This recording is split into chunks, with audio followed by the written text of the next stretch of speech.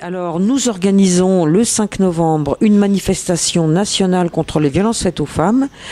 L'idée nous en est venue lors de réunions unitaires qui ont eu lieu au mois de juin à propos des affaires qui ont défrayé la chronique, c'est-à-dire les affaires Strauss-Kahn, puis Tron, puis Maëa, c'est-à-dire des hommes politiques impliqués dans des violences faites aux femmes.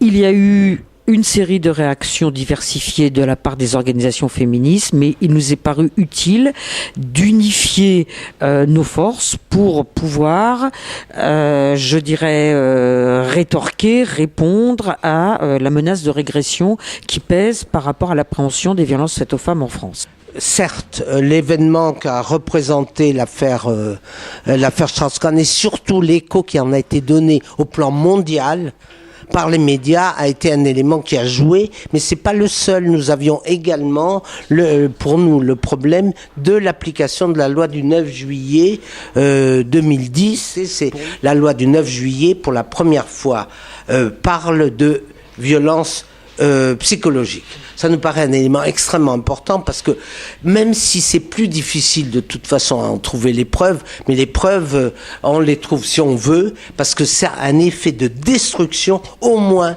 aussi important que les violences strictement physiques, et elles s'articulent l'une l'autre. Mais nous avons été à l'origine du processus qui a amené au vote de cette loi. Ceci dit, nous avons toujours dit que ça représentait une avancée par rapport à l'appréhension des violences faites aux femmes, mais qu'elle était insuffisante. Nous avons toujours comme horizon la loi cadre contre les violences faites aux femmes telle qu'elle a pu être votée en 2004 en Espagne, c'est-à-dire elle s'appelle en Espagne la loi intégrale contre la violence de genre.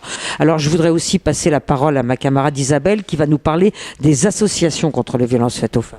Et ces associations aujourd'hui sont aussi menacées dans leur exercice du fait des baisses de subventions dont elles sont victimes, qui remet bien évidemment en cause tout le travail qu'elles font auprès des victimes, qui se tournent vers les associations précisément parce qu'elles n'ont pas ni cette écoute, ni ce soutien, ni ces informations de la part des services publics, et ce qui devrait normalement être le travail de l'État.